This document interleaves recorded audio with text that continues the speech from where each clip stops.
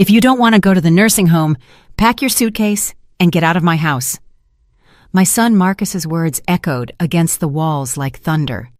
For a few seconds, time stopped. His voice, so much like his father's when he was angry, pierced my chest with the same force one uses to shatter a cherished glass. Only this time, I was the glass. I looked at him without responding. His eyes weren't those of the boy who once ran to me with open arms, but those of a man hardened by pride, ambition, and ingratitude. Standing behind him, Tiffany, his wife, watched with her arms crossed, that icy smile always fixed on her face when something pleased her. "Come on, Marcus," she said. "Don't make this more difficult. Your mother will understand. She can't live alone anymore." Your mother, that's what she called me. Not Mama, not my dear old Ellie, just your mother. As if I were a burden, a broken piece cluttering up her immaculate house. I stayed silent, not out of fear or resignation, but because I knew speaking would be useless. I had spent too many years screaming in silence, begging for love with my eyes, hoping for gratitude in a home that was no longer mine. So I took a deep breath, forced a smile, and said calmly, "All right, son, if that's what you want, I'll leave." Tiffany let out a sigh of relief, as if she had just been freed from an uncomfortable obligation. Marcus lowered his gaze, perhaps ashamed, maybe relieved too. I'll never know. I slowly climbed the stairs with a soul heavier than the suitcase I hadn't yet begun to fill. Every step was a memory, the small footprint Marcus left when he was learning to climb, the railing that David, my late husband, had varnished with his own hands, the smell of aged wood and the past. All of it belonged to me, but none of it remained mine. I entered my room and looked around. The mirror reflected a woman with silver hair, deep wrinkles, and a look more exhausted than sad. On the dresser, David's portrait remained in its spot. I picked it up gently, wiped the dust with the edge of my blouse, and murmured, "See what we accomplished, David? A son with his own house, a wife, money, and an empty heart." I pulled the old leather suitcase from the closet. It wasn't large, but it was enough for what was left of my life. I folded each garment with an almost ritual calm. A white blouse, 2 skirts, the shawl my mother had knitted before she passed, and a pair of worn but clean shoes. At the bottom, I placed a small wooden box holding my costume jewelry and the letters David wrote to me when we were young. On top of everything, I put a photo album, the only witness to the years that were fading like autumn leaves. As I closed the suitcase, I heard Marcus and Tiffany laughing in the living room. They were planning a dinner party for that night. Apparently, I was an inconvenience who had to disappear before the guests arrived. I swallowed hard, feeling a knot in my throat. But I didn't cry. Not anymore. The tears had dried up the day I understood that children don't always love as mothers hope. An hour later, I walked downstairs with the suitcase in my hand. Silence filled the house.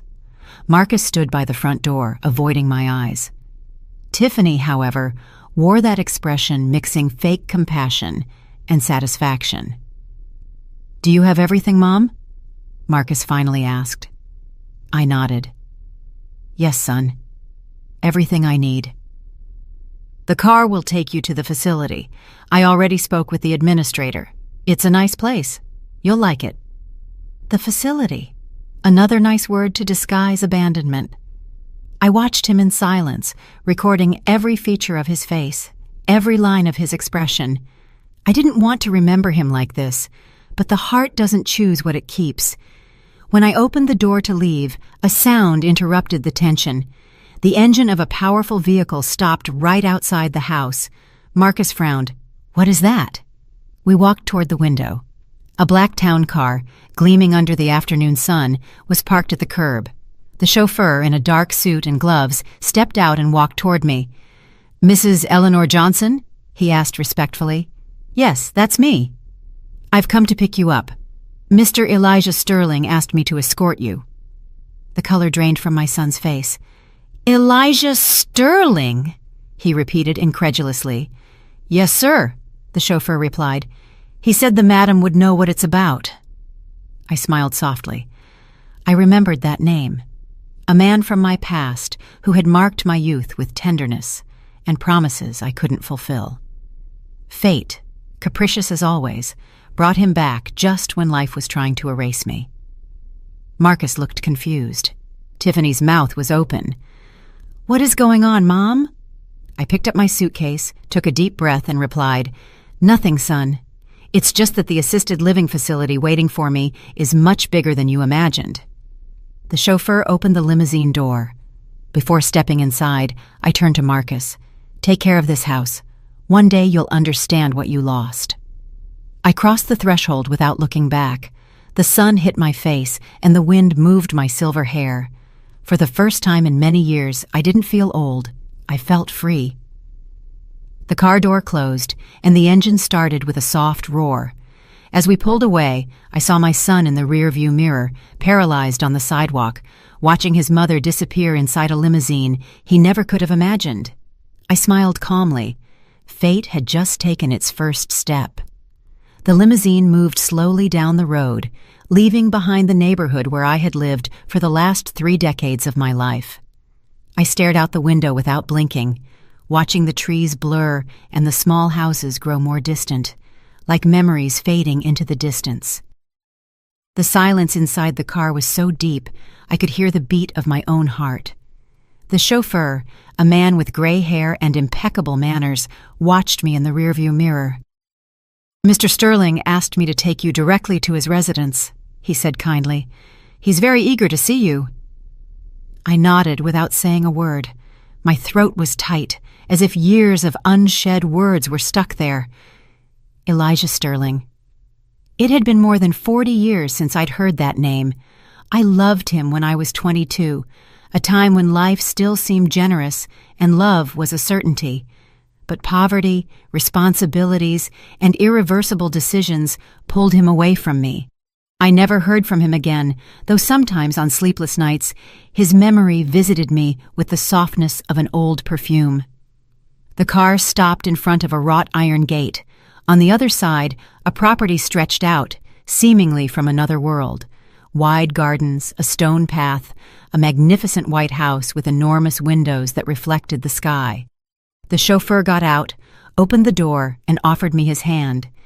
As I stepped onto the ground, I felt I was crossing not just an entrance, but a destiny. A man was waiting at the door. Seeing him, my heart leaped.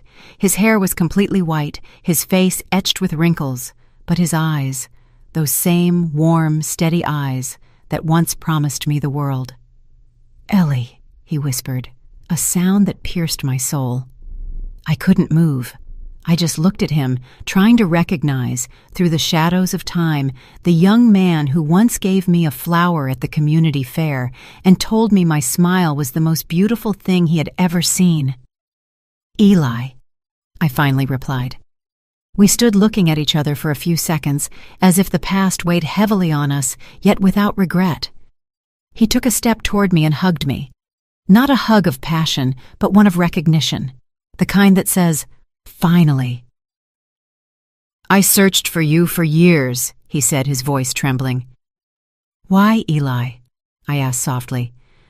"Time already took care of keeping us apart." "Because there are things time doesn't erase.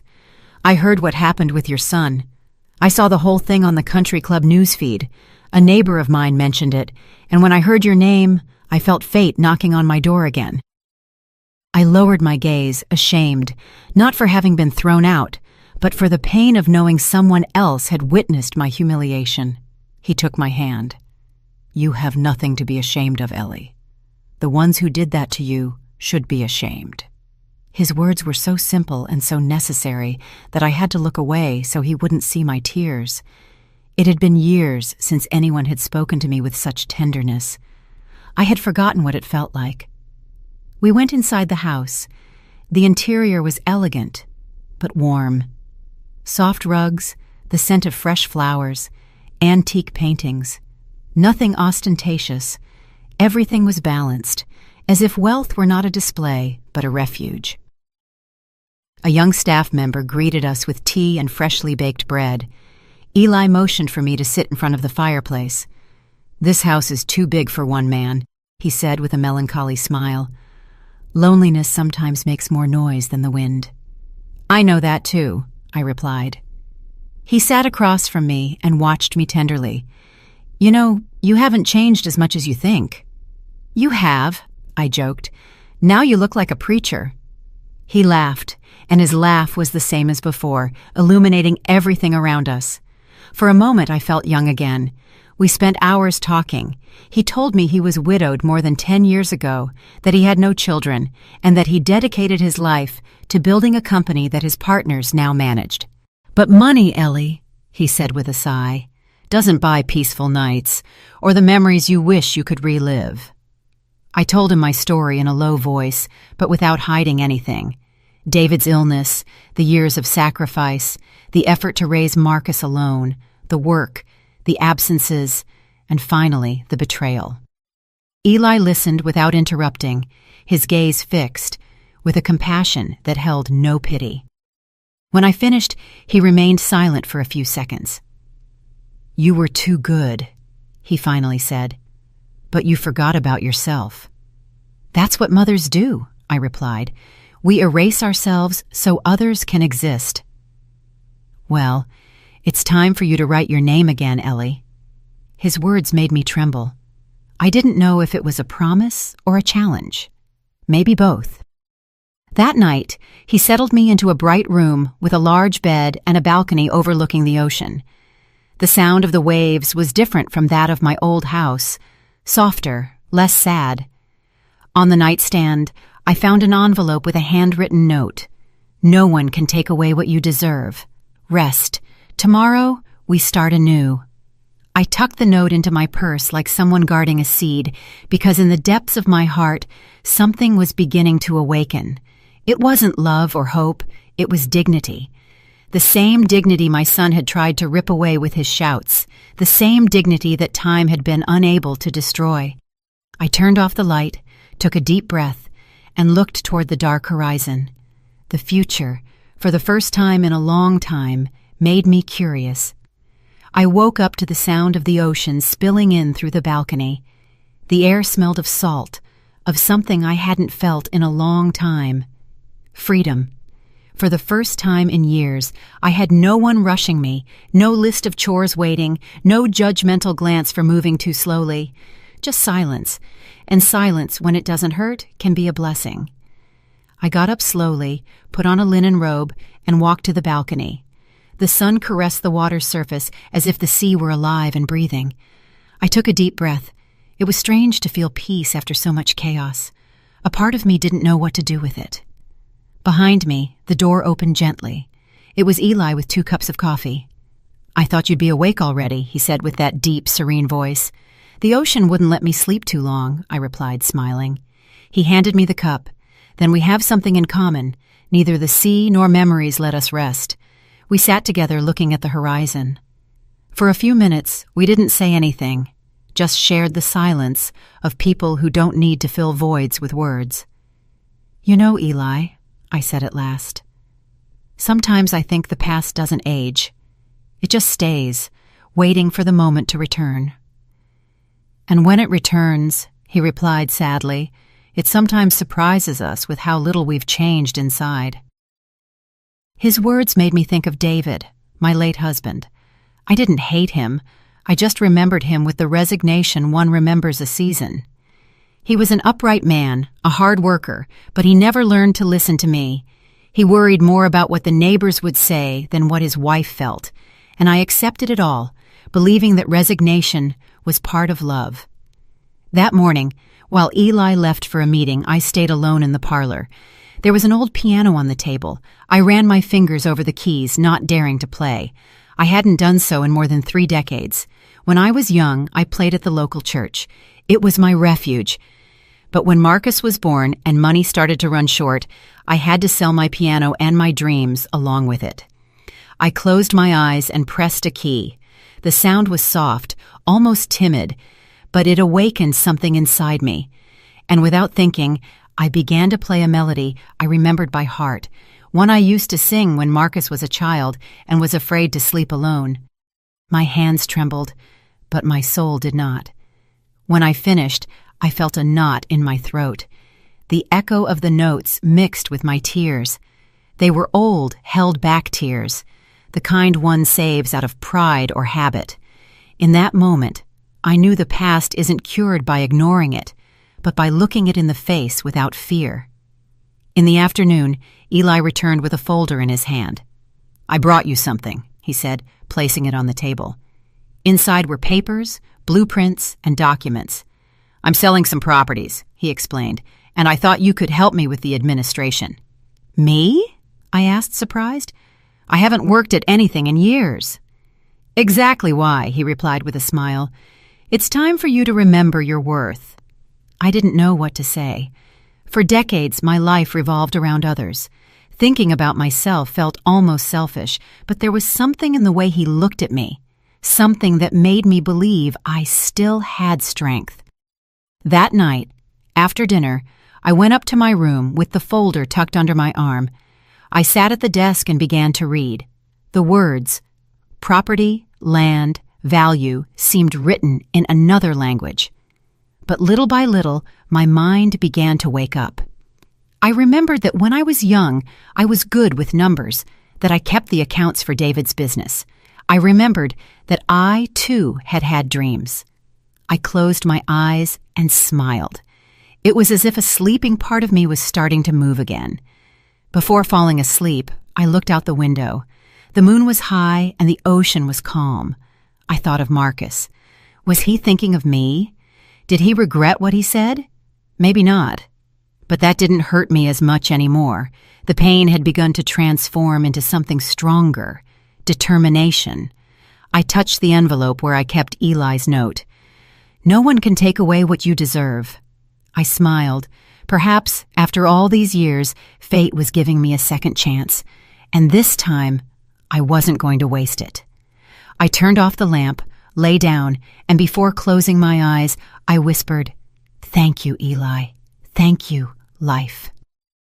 They say that freedom, when it arrives late, tastes different. It doesn't have the sweet flavor of youth, but a deeper, wiser, almost serene taste. That's how I felt every morning waking up in that house by the sea. Free, but also new. The days passed with an unfamiliar calm. I got up early, made coffee for 2, and then walked through the garden, touching the flowers with my fingertips as if to make sure it was all real. Afterward, I sat at the desk with Eli's folder and immersed myself in papers, numbers, and decisions. At first, I doubted myself. Too many years had passed obeying orders, asking permission, living in the shadow of others. But little by little, I began to remember what it was like to take the lead. The brain, just like the heart, only needs a spark to burn again. Eli noticed it. Sometimes, seeing me concentrated, he would stand silently at the door, watching me with a mixture of admiration and tenderness. "You look different," he told me one day, "as if time were giving you back something it took away." "Maybe it's giving me back myself," I replied. The afternoons were another story. Eli and I used to walk on the beach. The sun fell slowly, painting the sky with a melancholy gold. He spoke little, but when he did, his words always left a mark. "You know what I admire about you, Ellie?" he asked one afternoon. "I don't know. Sometimes I think there isn't much left in me to admire." He smiled. "You're wrong. You've endured things many couldn't handle. And yet, you're still good." His words moved me more than I wanted to show. I had spent so much time believing that being good was synonymous with being weak that hearing that made me doubt for an instant. What if goodness wasn't weakness, but strength? What if forgiveness wasn't surrender, but a way to look forward without letting hatred drag us down? That night, I slept peacefully for the first time in many years. With the passing of the weeks, Eli began to delegate real responsibilities to me. I helped him review contracts, organize meetings, and make important decisions about the properties. The partners, initially looking at me with suspicion, soon understood that my intuition was accurate. "Your wife was right," one of them said on one occasion. "Women see things we don't." Eli smiled. She wasn't my wife. She's something much more important, the person who taught me how to start over. That day, I realized something. Eli wasn't just offering me work or refuge. He was offering me respect. And after so much time living without it, that gesture was worth more than any inheritance. One morning, while reviewing the bank statements, I found something that caught my attention. A property in the registry with a familiar last name, Johnson. My name. It was my house, the house Marcus wanted to sell. It had been mortgaged for a debt I didn't know existed. My heart skipped a beat. I reread the documents again and again. My son had mortgaged my home and forged my signature months before kicking me out. I closed my eyes. I no longer felt rage, but a cold, clear calm. Justice sometimes comes in the form of opportunity, and this one had just knocked on my door. I took the papers to Eli. He reviewed them carefully without saying a word. "What do you plan to do?" he finally asked. "I don't know yet," I replied, "but this time I'm not going to keep quiet." He nodded slowly, like someone approving a decision he had been waiting to hear. "Then count on me. I won't stop you." That night, in front of the mirror, I looked at myself differently. My face was still full of wrinkles, yes, but my eyes had a different light. I no longer saw a fragile or broken woman, but someone who had learned to survive, someone who was about to claim what was hers, not out of revenge, but out of justice. I took an old notebook from the drawer and began to write.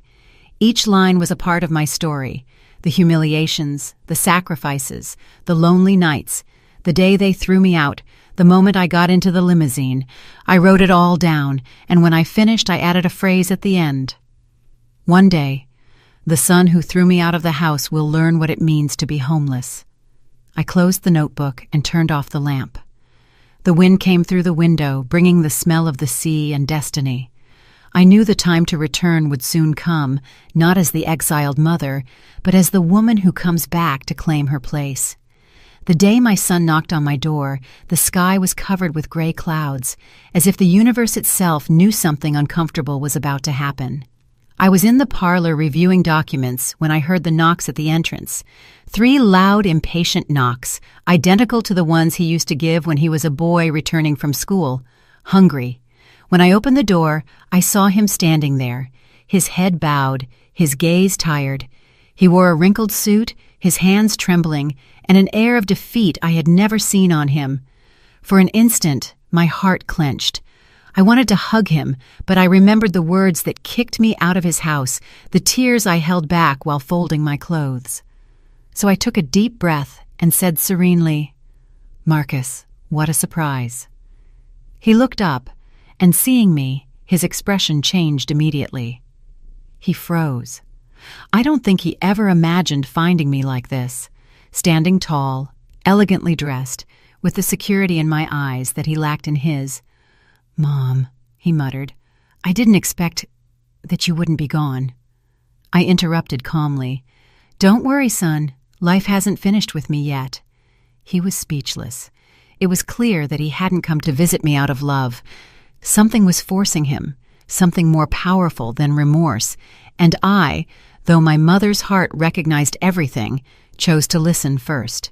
"Can we talk?" he finally asked. "Of course, but this time, in my house." I invited him in. His eyes darted around the place with a mixture of surprise and envy. The fine furniture, the smell of fresh coffee, the antique paintings, the impeccable silence. That space had nothing to do with the small house where he had yelled at me. We sat across from each other. For the first time in a long time, the power was on my side. "Mom," he began, "I know I have no right to ask you for anything, but I'm going through a difficult time." "Oh, really?" I asked softly. "And when in your life were you not, son? You've always been an expert at turning your decisions into my faults." He bowed his head. The silence between us was so heavy, you could hear the ticking of the clock in the dining room. "I lost my job," he continued. "Well, Tiffany left, and I'm complicated with some debts." "Complicated," he said. That elegant word hid the truth I had already discovered. The mortgage, the forgery, the betrayal. "And what do you expect from me, Marcus?" I asked firmly. "I thought that maybe you could help me even for a while." "Help you?" I repeated, savoring the irony. "Like you helped me when you threw me onto the street?" He didn't respond. His eyes welled up. For a second, I thought his remorse was real, but the heart, once wounded, learns to recognize falsehood. "Mom," he said at last, in an almost pleading voice, "I made mistakes, but I'm still your son." "And I'm still your mother," I replied calmly. "The difference is, I've learned not to allow anyone to disrespect me, even if they share my blood." He stood up abruptly. "Then you're going to deny me your help? After everything I did for you?" I smiled. "For me? Do you want us to make a list, Marcus? Because if we're talking about sacrifices, mine begins the day you were born." His silence was my victory. At that moment, Eli entered the parlor. He wore a gray suit and carried a folder in his hand. "Excuse the interruption," he said politely, "but I need to review some partnership documents with Ellie." Marcus looked at him with wide eyes. "Partnership?" "That's right," Eli responded calmly. "Your mother and I are partners in several projects." My son's face contracted. I couldn't tell if it was astonishment, jealousy, or pure rage. "You? Partners?" "Yes, son," I replied with a calm smile. "It turns out life gave me a second chance, and I took it." Marcus couldn't believe it. His lips moved, but no words came out, and in that instant, I realized his pride was broken. Eli placed the folder on the table and looked at me. "When you're done here, we'll review the numbers." "Of course, Eli. Thank you." When he left, Marcus looked at me with a mixture of anger and confusion. "What is all this, Mom? Why didn't you tell me anything?" "Because you didn't need to know. You turned your back on me. I didn't need your approval to get back on my feet." He clenched his fists. "This isn't going to end here." "No, of course not," I replied. "This time, things are going to end as they should." I stood up and walked toward the door. "You can go, Marcus. I have nothing to offer you except advice. Never humiliate someone who knows how to wait." He opened his mouth to reply, but didn't. He left without saying a word. When the door closed behind him, silence filled everything again. But this time, it wasn't a sad silence. It was the silence of justice beginning to take shape. I looked out the window. In the distance, the sea continued its course, unyielding, serene, eternal, and I knew fate still had scores to settle. When I decided to invite them for dinner, I didn't do it out of nostalgia or reconciliation. I did it for justice. After all, some wounds only close when you look them in the eye. Eli hesitated at first. "Are you sure you want this, Ellie?" he asked worriedly. "You don't have to face them if you don't want to." "I don't want to face them," I replied. "I want them to look at me and see what they tried to destroy and what they couldn't." And so, a week later, the main dining table was set like never before, white linen, tall candles, crystal goblets, and a meticulously prepared dinner by the private chef.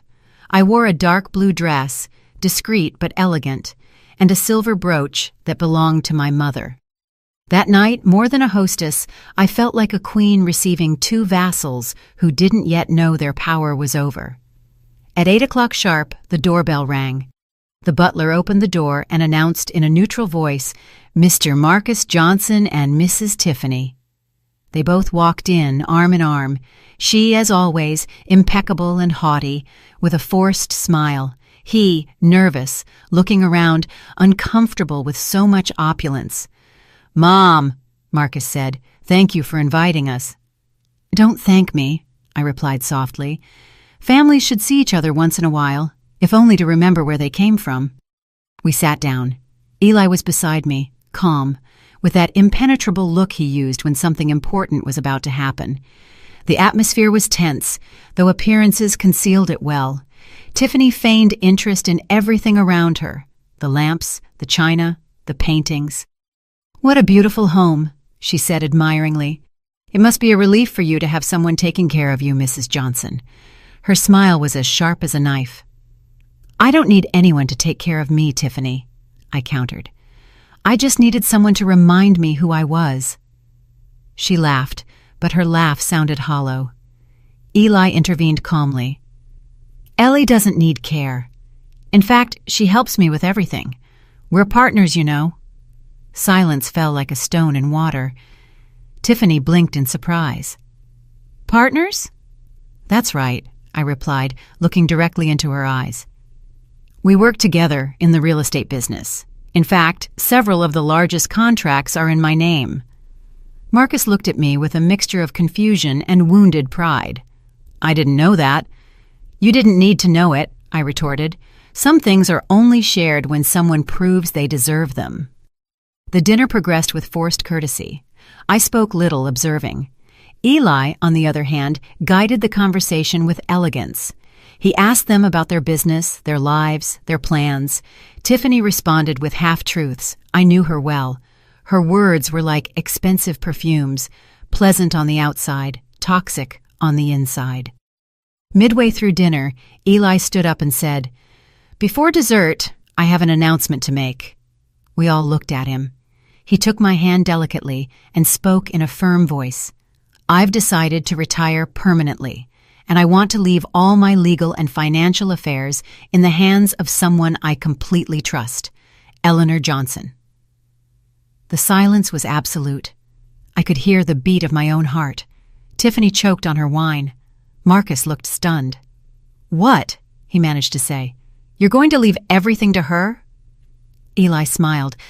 I'm not leaving her anything, Marcus. She earned it. She has shown admirable intelligence and strength. And, he looked at me tenderly, I have something you lost. Respect for her. Tiffany shifted in her chair, pale. Marcus stood up abruptly. This is insane. No, I replied in a low but firm voice. The insanity was thinking you could humiliate me and that the world would applaud you. He looked at me with anger, but behind that anger was fear. Tiffany tried to intervene, but I directed a look at her that stopped her. Relax, Tiffany. There's nothing you can say that will change what is already done. Eli excused himself for a few minutes, leaving us alone. Marcus leaned his hands on the table. Why are you doing this, Mom? To humiliate me? No, son. To teach you. To teach me what? To not despise the person who gave you life. He stared at me with a frown, as if he were suddenly seeing me for the first time. His voice cracked. I just wanted to make my own life. And you did, I replied, at the cost of destroying mine. But I don't blame you. I forgive you. His eyes filled with tears.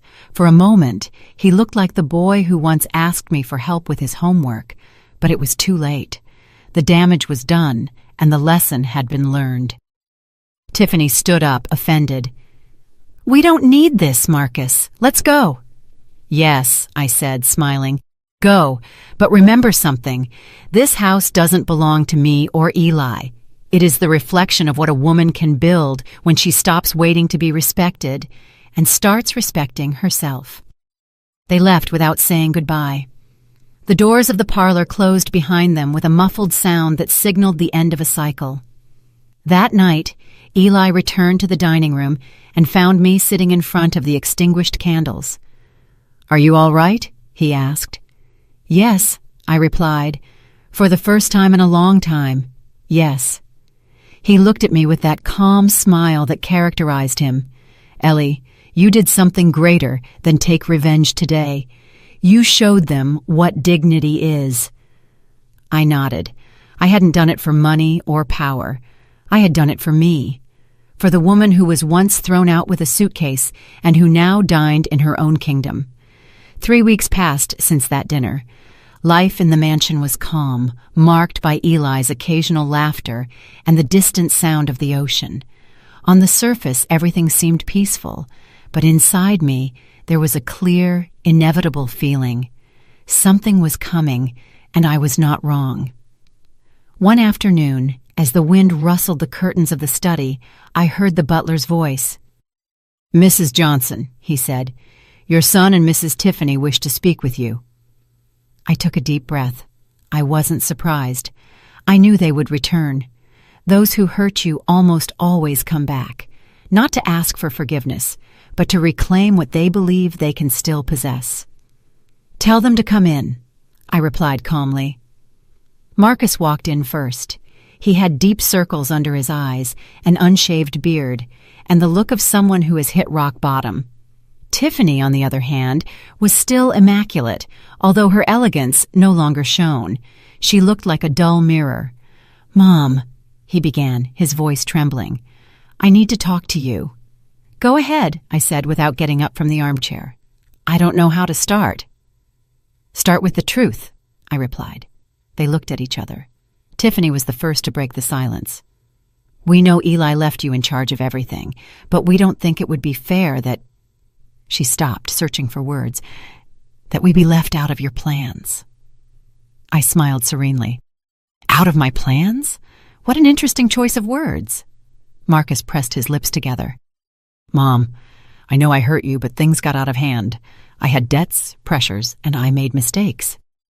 Mistakes? That's what he called forging my signature, mortgaging my house, and throwing me onto the street. Sometimes people destroy your life and then disguise it as carelessness. "Mistakes, you say?" I asked. "Come, I want to show you something." I stood up and led them to the living room. There was a black folder on the table. I opened it slowly and spread out the documents. "You recognize this, don't you?" I asked, showing him the copy of the mortgage with his forged signature. The color left his face. Tiffany took a step back. "Where did you get that?" she asked nervously. "From your hands," I replied. "Or rather, from yours, Marcus." He started to sweat. "Mom, Easy," I interrupted him. "I'm not going to report you. I won't do anything to send you to prison, not because you don't deserve it, but because it would be a waste of time. Your biggest punishment you already have, living while knowing who you are." Tiffany tried to maintain her composure. "This is all a misunderstanding. Marcus didn't mean to hurt you." "And neither did you, I suppose," I replied. "Even though I perfectly remember your laughter when they were throwing me out of my own house." Her eyes filled with fury. "You were a burden." "And you were an unwelcome guest," I retorted. "But look at the irony, Tiffany. Burdens can be lifted, but parasites fall on their own." The silence was absolute. You could only hear the ticking of the clock and the faint whir of the wind seeping through the windows. Marcus covered his face with his hands. "I can't take it anymore, Mom. Everything has fallen apart. Tiffany wants to leave me. Creditors are looking for me. I need help." "Help?" I said, looking straight at him. "No, son. What you need is memory. Memory, yes.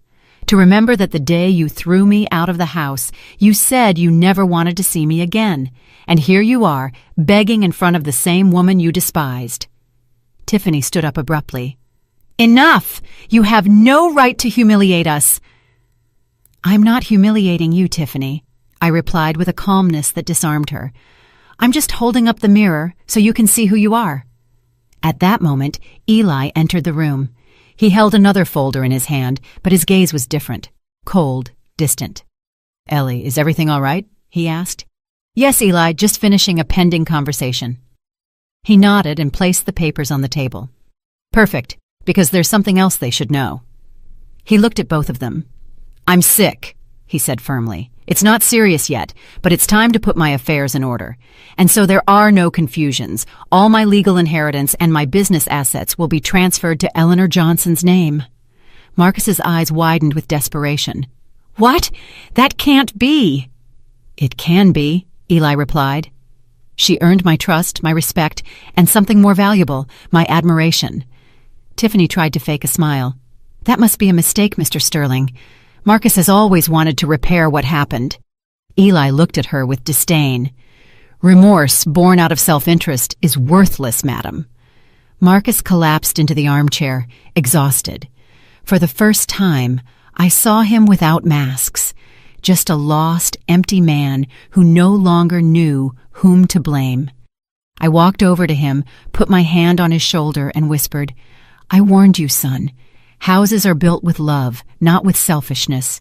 You chose fire, and now you live among the ashes."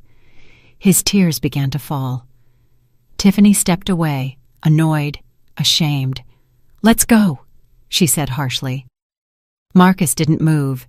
He just looked at me with red eyes and murmured, "Forgive me, Mom." I watched him in silence, and although my heart softened for an instant, I knew I couldn't step back. "Forgiveness isn't asked for, son," I said firmly. "It's demonstrated." When they left, the air felt lighter. Eli approached and offered me his arm. "Are you all right?" "Yes," I replied. "It just hurts to confirm that sometimes the cleanest mirrors show the dirtiest truths." He nodded. "You closed a door?" "No," I said, looking out the window. "I closed a cycle. The doors, they will still open, but only for those who know how to enter with respect." That night, I slept soundly for the first time, without guilt or remorse. I knew the worst was over, but something in my soul told me that fate hadn't yet spoken its last word. The dawn arrived, covered by a strange silence. Neither the chirping of birds, nor the murmur of the sea, just an emptiness that weighed in the air. That morning, I knew, before they told me, that something had ended. I entered the study and found him there, leaning back in the armchair, his eyes closed, his face at peace, and a slight smile. Elijah Sterling had departed in his sleep, without pain, without warning, without saying goodbye. For an instant, the world seemed to stop. I approached slowly, took his cold hand, and pressed it against my chest. "Thank you," I whispered, "for giving me myself back before you left." The tears came on their own, but they weren't tears of sadness. They were of gratitude, because he didn't leave me alone, but filled with strength, with dignity, with a new life. The attorney arrived at noon. His face was serious, his tone precise.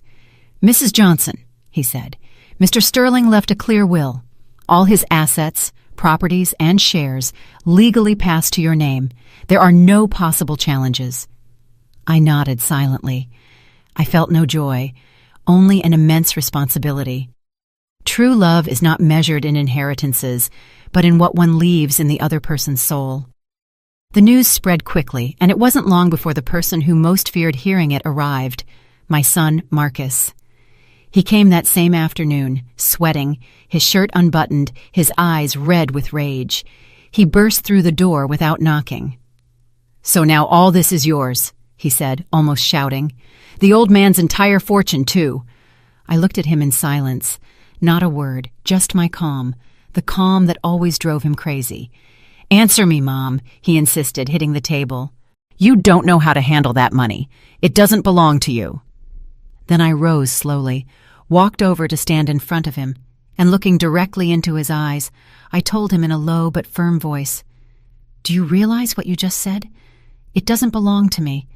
That's what you said about my house, my life, my dignity. But look, son, life comes full circle. And now you're in the place where you left me."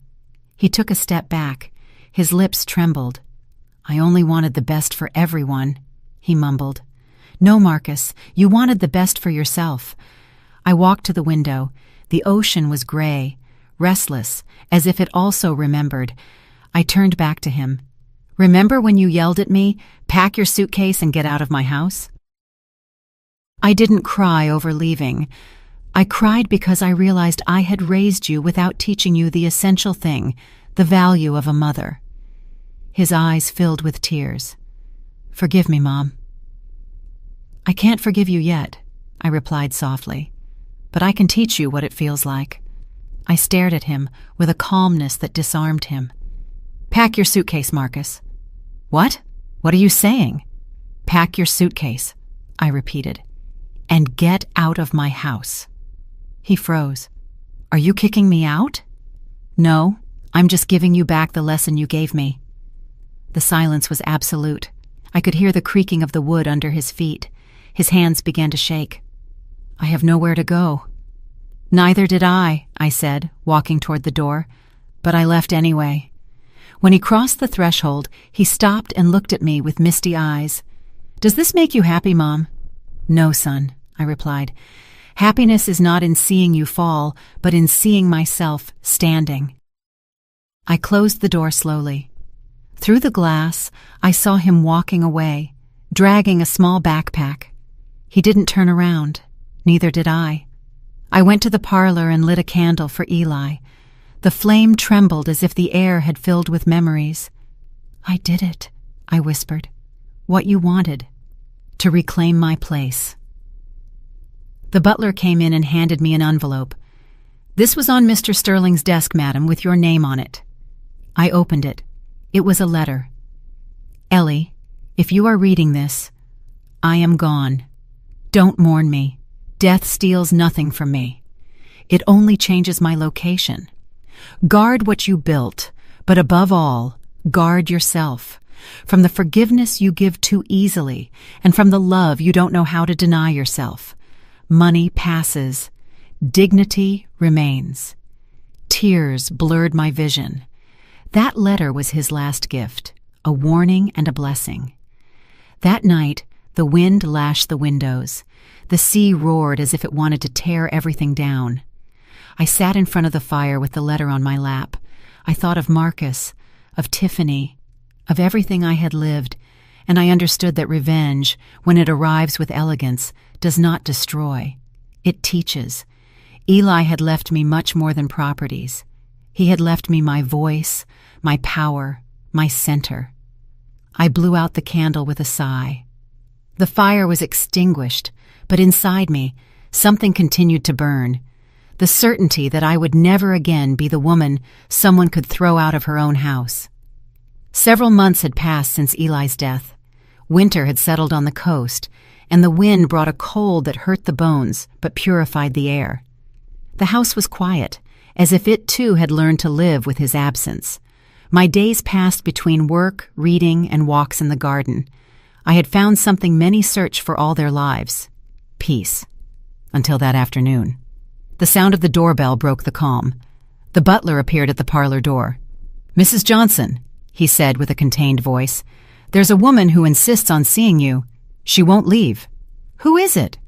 "She says her name is Tiffany." The name fell on me like a piece of ice. For an instant, I thought about saying I wasn't home, but then I took a deep breath. The time had come to close the last wound. "Show her in," I said firmly. The door opened, and there she was, Tiffany. She was no longer the arrogant, haughty woman who once looked at me with contempt.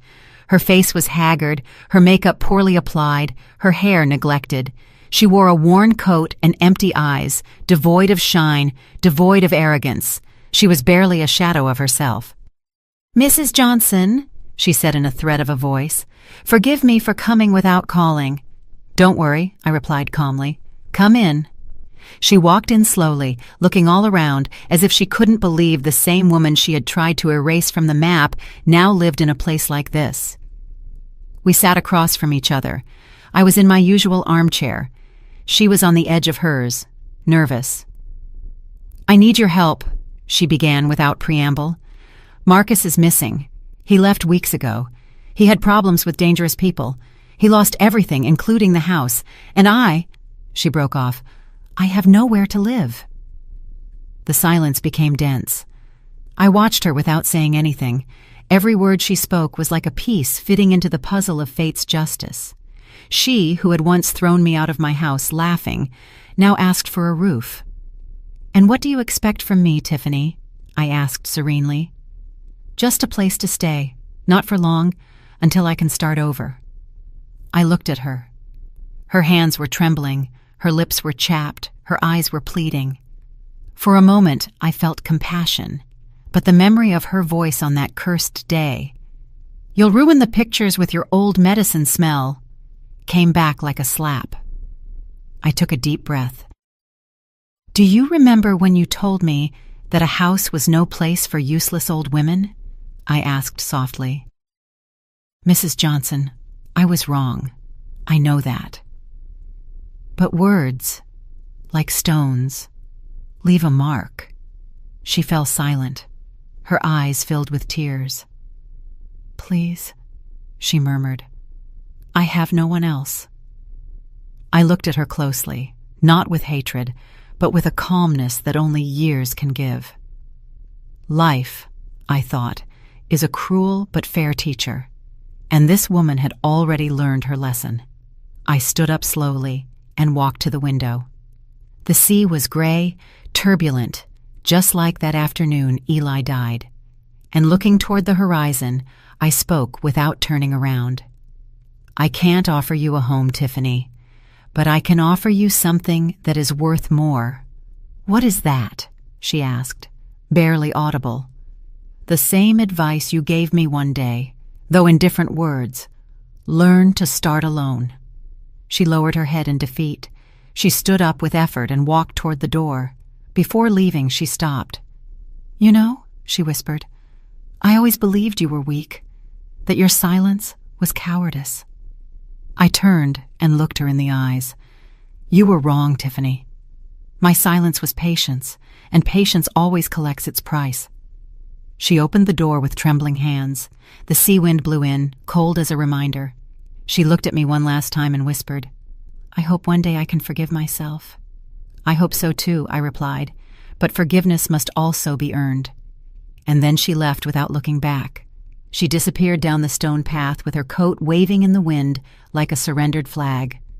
I stood watching the closed door for a long time. I didn't feel joy. I didn't feel sorrow, only a strange sense of relief. It was as if a shadow had lifted from my chest after years of living there. I went to the garden. The waves crashed against the rocks, furious yet beautiful. I thought of Marcus. Where was he? Was he alive? A mother's heart never stops beating for her son, even when it has been wounded. "My lord," I whispered into the wind, "keep him safe wherever he is, and if he ever returns, let him come with a clean soul." The wind blew harder, and in that moment, I felt something like an answer. It wasn't comfort, it was closure, because I had understood that justice, when it comes from the heart, doesn't need witnesses. That night, I lit the fireplace. The fire illuminated the walls, and Eli's portrait seemed to smile at me from across the room. I poured myself a glass of wine, sat in front of the fire, and for the first time, I thought neither of the past nor of revenge, only of the silence. A silence that, this time, didn't hurt. It was the sound of peace. Time passed without warning. The days became slower, the sea serene, and winter began to yield to spring. The house was no longer a refuge of sadness, but of calm. I had learned to live alone, without resentment, without fear, without expecting anything from anyone. But one afternoon, as the sun was setting and the sky was turning gold, the butler approached with a pale face. "Mrs. Johnson," he said, almost in a whisper, "there's someone who insists on seeing you. He says he is your son." My heart skipped a beat. My body felt numb, as if all the past had suddenly rushed into a single second. "Show him in," I said, trying to keep my voice steady. Marcus walked in slowly, but he wasn't the same haughty man who had yelled at me years ago. His face was aged, his skin pale, his steps clumsy. He carried a cane in his hand and a cough that sounded like a farewell. His sunken eyes were those of someone who had lost more than money. He had lost life itself. "Mom," he whispered. My name on his lips sounded different. There was no anger or pride, only exhaustion and a silent plea. I stood still, watching him in silence. I didn't know whether to run to hug him or remain firm. But he walked closer, fell to his knees in front of me, and began to cry. "Forgive me, Mom. Please forgive me." His weeping was real, different from other times. He cried like a lost child, and in that moment, I understood that he was no longer my enemy, but a soul defeated by his own mistakes. I leaned down, took his face in my hands, and said with a trembling voice, "I don't know if I can forgive you for everything, son, but I can love you, even if you no longer have time to change the past." He cried harder. "I've been sick," he confessed. "The doctor says I don't have much time left, and I just wanted to see you one last time." My eyes filled with tears. "Why did you wait so long?" I asked. "Because shame weighs more than pain." I helped him stand up and led him to the armchair by the fire. I poured him some tea. His hand shook as he held the cup. The silence between us was not awkward. It was necessary. Every second that passed seemed to slowly erase the shouts, the tears, the abandonment. "What happened to Tiffany?" I asked after a while. "She left the country. I never heard from her again." I nodded. Destiny doesn't forgive arrogance. But I didn't feel joy for her downfall, only pity. Marcus looked at me and smiled weakly. "You know, Mom, when I saw you get into that limousine, I hated you. Why?" "Because I knew, in that instant, that I would never be stronger than you." His words pierced my heart. I didn't know whether to laugh or cry. That's life. You spend decades waiting for recognition that only comes when you no longer need it. We spent hours talking. He told me what he lived through after I kicked him out, the sleepless nights, the failed businesses, the alcohol, the loneliness. Each story was a piece of the punishment that life had already imposed on him without my intervention. When he finished, I looked at him steadily and said, "Life took away everything you thought was yours to give you back, the only thing you forgot to take care of. Your soul." He nodded, crying again. "I just want you to know that I regret it, Mom. Not for losing the money, but for losing you." I leaned in and kissed his forehead. "You didn't lose me, Marcus. You just drifted away. But sons always come back, even if it's at the end." That night, he fell asleep in the guest room. I covered him with a blanket and sat by his side for a long time, watching his weak breathing, his serene face. It was as if time had finally caught up with him. Before closing his eyes, he looked at me and murmured, "Thank you, Mom." "For nothing, son. For not letting me hate you." When dawn broke, he was no longer breathing. His face was incredibly at peace. I took his hand, and through my tears I whispered, "Now, my son, you can rest." The funeral was simple, without expensive flowers or false speeches.